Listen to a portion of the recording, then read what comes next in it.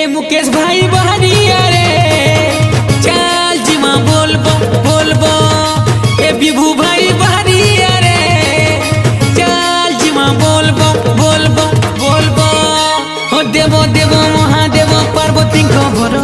ताकर ना धरुथिले नहीं लागे डर विपद बेले ठिया हेबे जे प्रभु शंकर मस्तके चंद्रिका जानो बाबा महेश्वर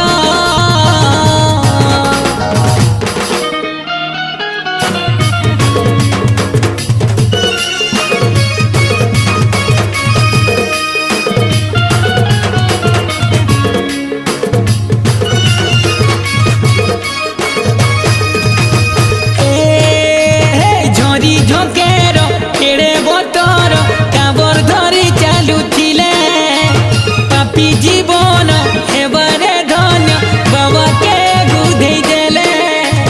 सच्चा मन की भक्ति भावे पैन गड़े डाली